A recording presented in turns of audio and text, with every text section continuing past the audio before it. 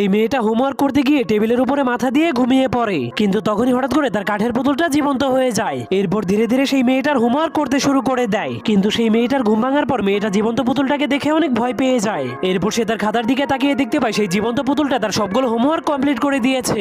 যা দেখার পর মেয়েটা অনেক খুশি হয়ে পুতুলটাকে নিজের কলমটা উপহার দিয়ে দেয়। এরপর সে হোমওয়ার্কের খাতাটাকে নিয়ে স্কুলে চলে যায়, কিন্তু মেয়েটা স্কুল থেকে ফিরে আসার পর কাঠের পুতুলটাকে বলে, তোমার করা হোমওয়ার্কে আমি সব থেকে বেশি নাম্বার পেয়েছি।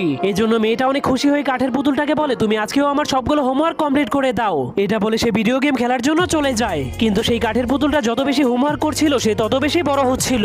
কিন্তু সেই মেয়েটা এসব বিষয়ে কিছুই জানতো না, কারণ সে সারাদিন আরাম করে শুয়ে শুয়ে গেম খেলতো। এরপরের দিন সকালে সেই কাঠের পুতুলটা মেয়েটাকে ঘুম থেকে জাগালে মেয়েটা অনেক অবাক হয়ে যায়, কারণ সেই ছোট্ট কাঠের পুতুলটা তার মতোই বড় হয়ে গিয়েছিল। এরপর কাঠের পুতুলটা মেয়েটাকে ভিডিও গেম দিয়ে বলে, তুমি আরাম করে বসে বসে গেম খেলো, আর আমি তোমার জায়গাতেই স্কুলে যাচ্ছি। তখন সেই কাঠের পুতুল স্কুলে যাওয়ার পর মেয়েটা অনেক খুশি হয়ে গেম খেলতে